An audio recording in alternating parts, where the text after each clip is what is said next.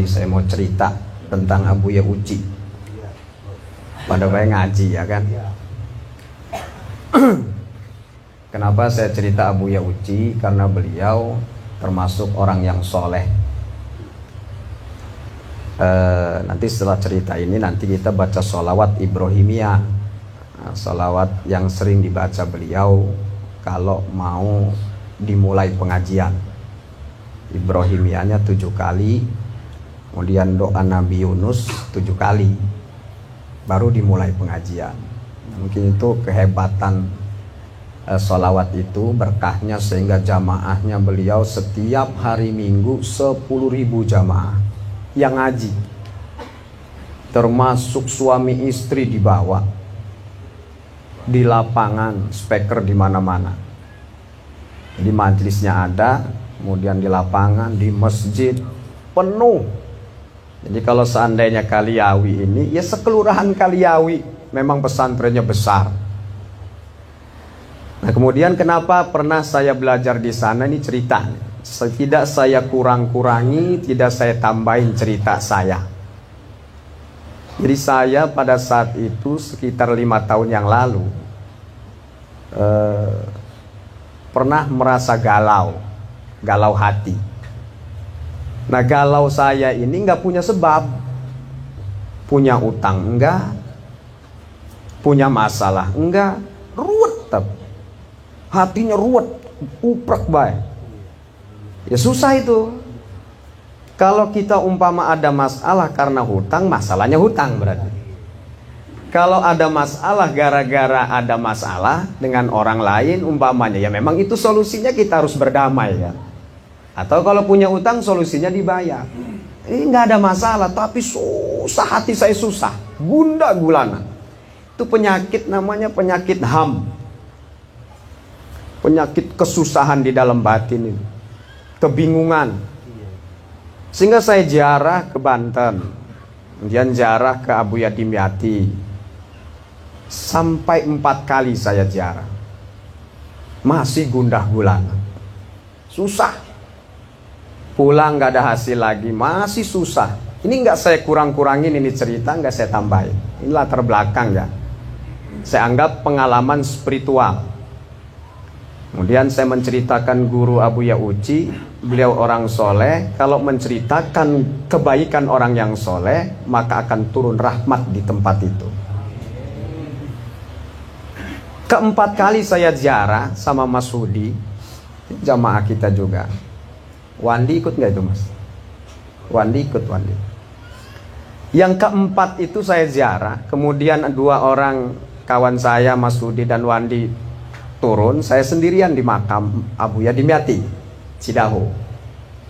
Ya kan namanya lagi bingung. Merengen si Buya, kuburan tak ajak ngomong. Merengen Buya, hati kita ki rusak amat, iki kesusah gundah gulana. Orang mah nggak tahu saya susah, nggak tahu. Kelihatannya senang, ketawa-ketawa. Hati saya yang susah, ya saya yang merasakan. Sampai Abuya metusi, amun metuk kita ki orang Melayu, arep ngobrol. Sampai begitu, nah namanya lagi gila. Gila tapi orang nggak tahu saya gila, gila hati.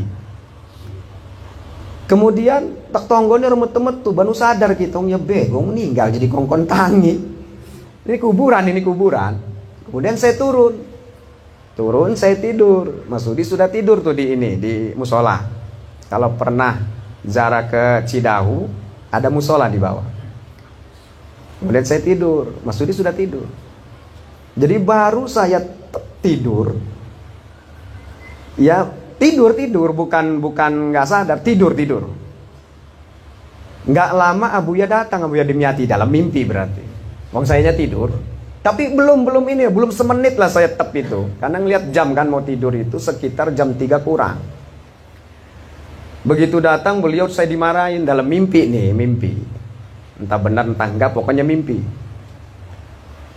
Goblok dia, ngomong Sunda, boloon dia. Cepet kamu ke Uci, ke si Uci, bahasanya gitu. Cepet ke si Uci, Tangerang, Cilongok, Pasar Kemis. Bahasa Sunda beliau, gerah hudang, cepet bangunin teman kamu Mas Hudi itu, ini jam 3. Begitu saya bangun, ngelihat jam 3 tepat. Nah, kalau umpama itu mimpi bohong, masa jam 3 tepat? Saya bangun nih, masuk bangun. Berangkat yuk ke Tangerang, ke Abuya Uci. Nggak ada rencana ke sana. Berangkatlah ke sana, sehingga nanya-nanya Pasar Kemis, sampai sholat subuh di tol, di masjid tol, 5:30 sholat subuhnya itu. Nah, saya nggak kerasa nangis saja, namanya lagi sedih nggak ada yang disedihin, lebih susah itu. Itu spiritual namanya. Memang dalam batin saya ada rencana ingin ijazah thoriqoh. Sana saya pengen Qadiriyah wa Naqsabandiyah. Tapi saya ini mau mencari guru yang benar, yang sanadnya sampai ke Rasulullah. Susah itu, sulit. Kemudian sholat subuh yang imamin Mas Udi, bukan saya. Saya nggak bisa baca Fatihah karena posisi lagi gundah, batal nanti. Mas Udi yang imam, berangkat lagi Pasar Kemis. Begitu sampai ke Pasar Kemis, sampai ke Cilongo, baru nyampe gerbang Abuya Uci, saya seperti masuk ke dalam mall. Yang tadinya panas dingin, blek, seperti masuk dalam mall. Dan saya yang merasakan, saya nggak cerita. Kan baru ini saya cerita, karena beliau meninggal. Adem tuh, hilang sedihnya tuh, kok gembira saya di situ. Gembira, seneng, aneh. Hebat amat nih Abuya Uci ini, mana orangnya? Kita tunggu itu. Jam 8 baru ngaji. Beliau baru nongol. Itu jamaah puluhan ribu. Kita orang masuklah ke majelis di situ. Agak jauh, sekitar 20 meter lah dari beliau. Kita di jendela. Kita sudah tenang, adem itu. Begitu ngelihat Abuya Uci jalan, tambah adem, tambah tenang. Beliau kan sering pakai sorban yang kayak dikerudungin ya, kayak apa? Namanya gutroh itu, gutroh. Begini kan kalau beliau itu. Tambah senang saya ngelihat beliau, tambah cinta. Kemudian ngaji itu surat tafsir Jalalain. Kok perasaan saya yang disinggung? Padahal puluhan ribu orang. Gini bahasanya. Ulah pusing, ulah neangan guru torekoh. Saya ingat bahasa beliau. Lamun neangan guru torekoh torekohan, engkege guru torekoh mah datang sorangan. Ya Allah, kok ke saya ini? Tapi saya belum pede, apa ya ke saya? Tahu cuma 10.000 jumlahnya kan? GR amat saya ini. Tapi bahasa itu numbur hati saya, banyaklah saya lupa. Jangan torekohan, nanti juga datang sendiri gurunya. Itu baru torekoh asli. Pokoknya menyinggung saya lah. Saya tetap belum pede. Kemudian selesai jam 10, ngaji lagi di rumah beliau. Kitabnya Bukhari dengan kitab Maimuniyah. Ngaji lagi. Kesinggung juga tetap. Oh, berarti ke kita ini mah. Kesinggung apa? Dijual tuh batu cincin tuh, jangan dielus-elus aja katanya. Kan lagi musim batu itu. Itu kan 2015 ya. Musim batu itu. Dijual untuk belajar di sini. Dia tahu kita nggak punya duit. Nggak ada duit untuk berangkat ke sana, itu jutaan itu 1 minggu itu. Mobil, kapal, makan, ya kan. Habis batu saya jual. Ya batu dari dikasih juga kan musim batu tuh. Batunya bagus-bagus. Ada yang saya jual 1 juta, ada yang saya jual 1,5 juta. Bahkan pernah dibeli orang 5 juta pernah.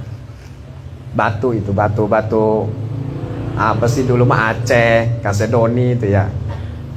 Jual habis, Mas Sudi juga habis batunya. Hanya batu mas kawin yang nggak dijual sama Mas Sudi. Berangkat ke sana. Kemudian saya nanya sama santrinya yang gondrong, yang sering ngaji di situ, entah santri di situ atau dia juga di kampung orang gitu ya, di kampung lain, kemudian datang ngaji gitu. Gondrong rambutnya. Saya tanya, Mang, boleh nggak ngasih amplop ke Abuya?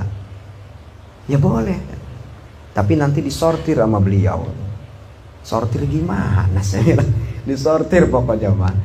Terus saya paham bahwa yang haram pasti ditolak maksudnya. Kebenaran saya ini ada duit haram. Sebenarnya nggak haram pasti ya, artinya subhat lah.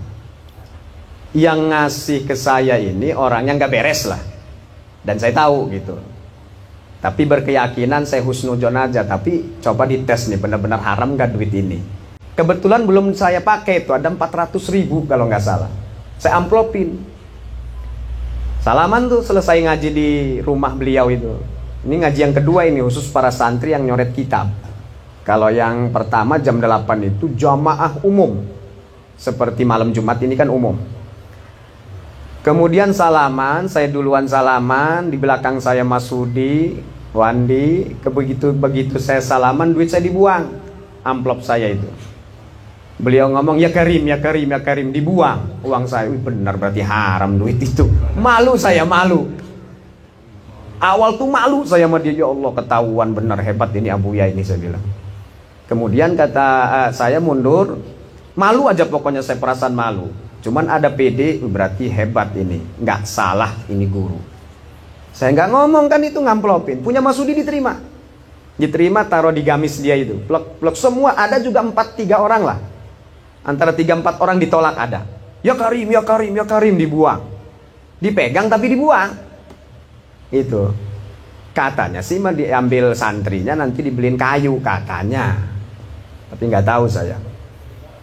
Kemudian saya pulang sama Mas Sudi, pulang. Udah seneng lah, hilang itu gundah gulana tuh, hilang.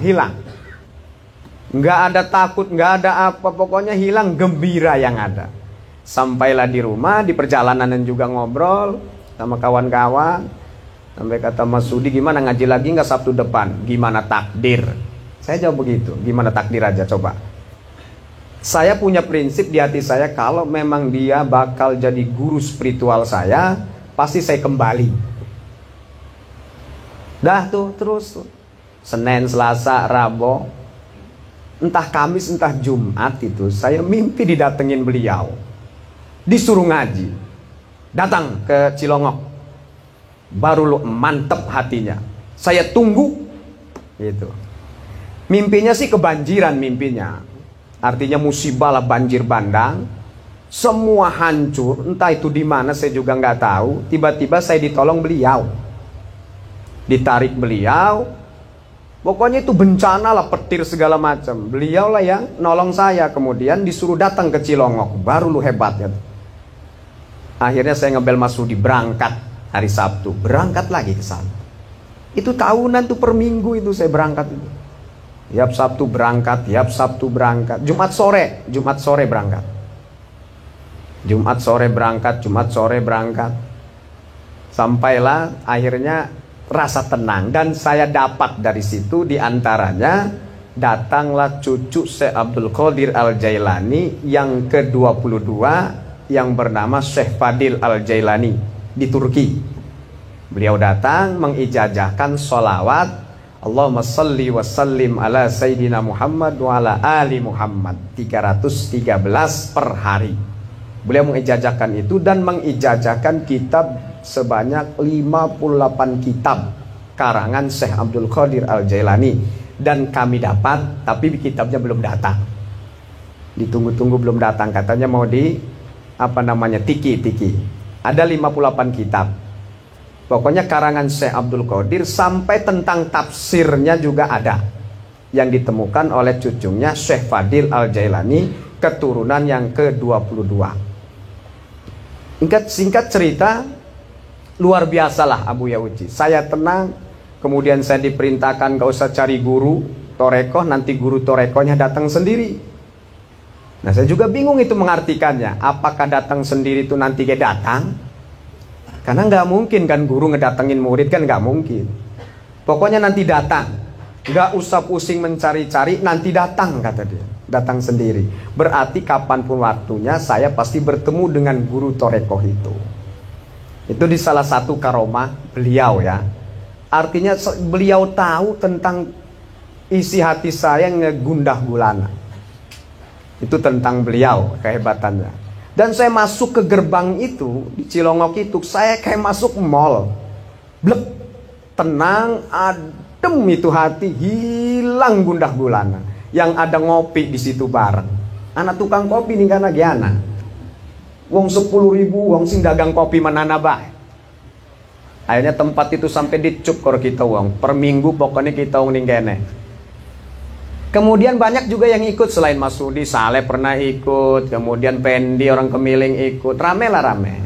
Itu yang seterusnya, yang selanjutnya. Sampai akhirnya saya merasa tenang dan saya nggak kesana lagi. Sampai meninggal dunia saya belum pernah ketemu lagi. Makanya sedih kemarin meninggal dunia. Rencana mah ada kesana, berhubung ya waktu Covid lagi kan. Meninggal duluan beliau. Makanya sedih ngelihat beliau meninggal tanpa sakit. Kemudian beliau malamnya ngajar. Kemudian sebelumnya juga beliau ngomong, wis ruwet urip ning dunia, negara acak-acakan, wis kita mah pengen balik. Balik beneran coba. Kalau bukan wali gimana coba? Kalau saya mengatakan dia bukan wali, tapi kalau saya mengatakan beliau wali, saya bukan wali. Takut salah. Mudah-mudahan wali saja beliau, karena memang saking cintanya beliau kepada Allah. Karena dia nggak ada urusan dengan urusan dunia, nggak ada, ngaji aja ngaji. Nggak ada dia urusan sibuk dengan pemerintah, nggak. Bahkan dulu kisahnya beliau di bel presiden SBY, dia nggak mau datang, disuruh ke istana, nggak mau. Tetap dia ada di pondok. Hebatnya beliau. Coba kita lamun di bel gubernur, waduh, empot-empotan langsung berangkat. Beliau enggak coba. Artinya tidak tertarik dengan begitu-begituan. Ngaji aja ngaji beliau. Ngajar aja. Maka pantas beliau itu disebut pakunya Banten.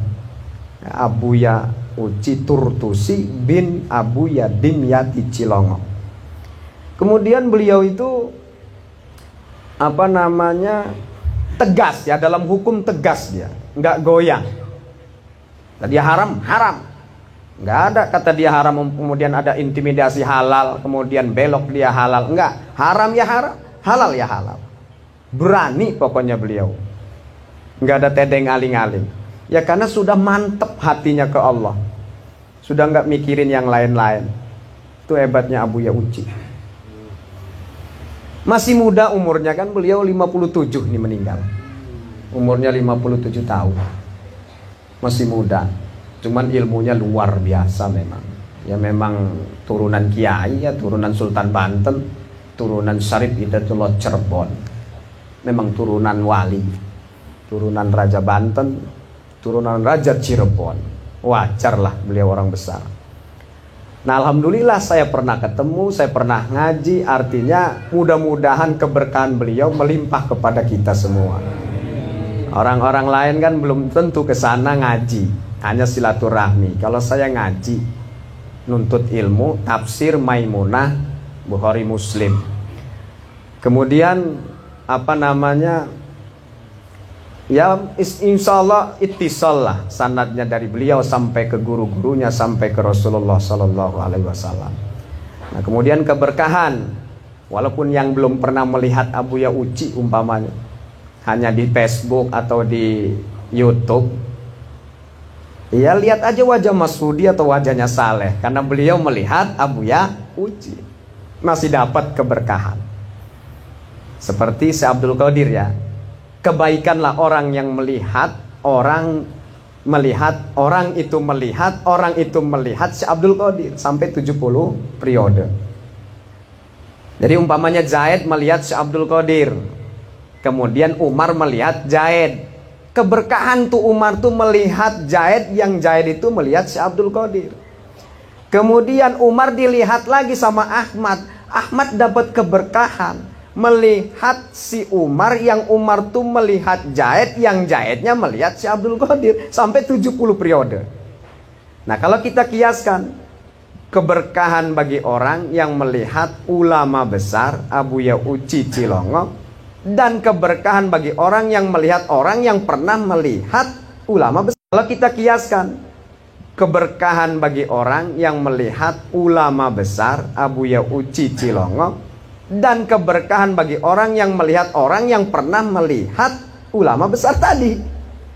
Pandangi bereng Saleh, delengi bae, cium tangannya karena pernah nyium tangan Abuya Uci.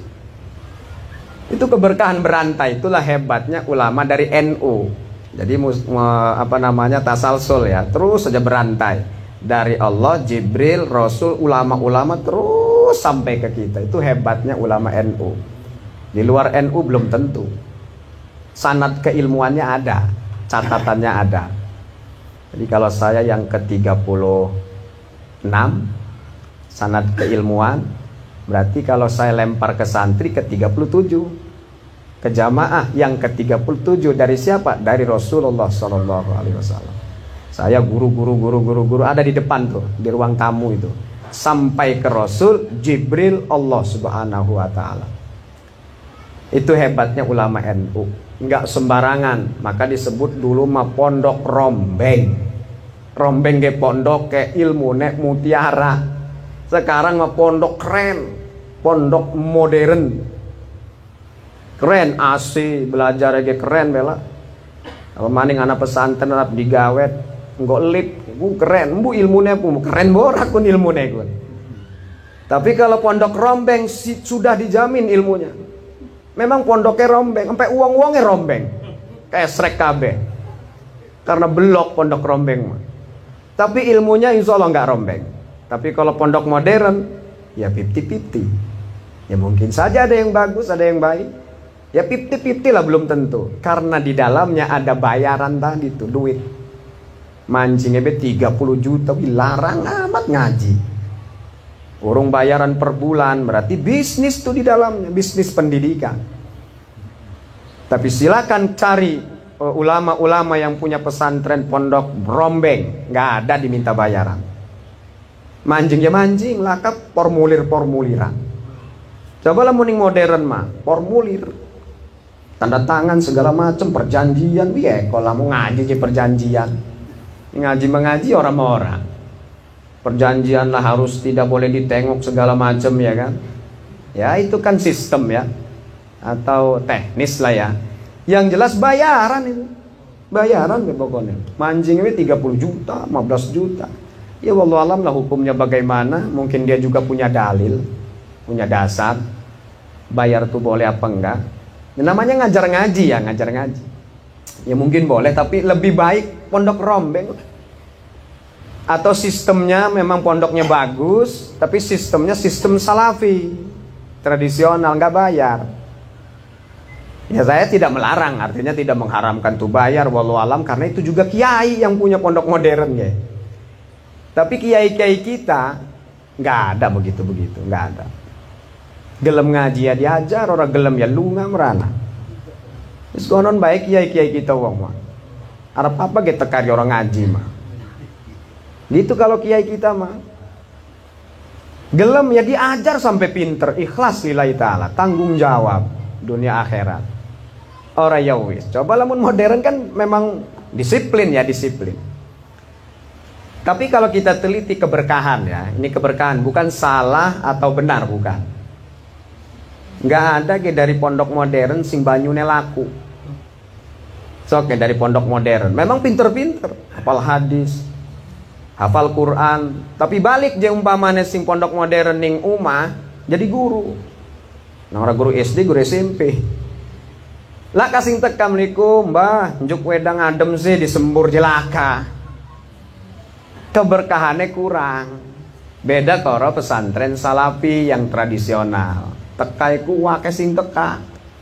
Diundang ora, diceluki ora. Njuk wedang adem, wake wedang adem mending sumur ge adem. Itu hebatnya tuh ya, bedanya. Kemudian yang jadi ulama-ulama artinya ulama-ulama yang disegani oleh warga tetap dari salafiyah, tetap satu.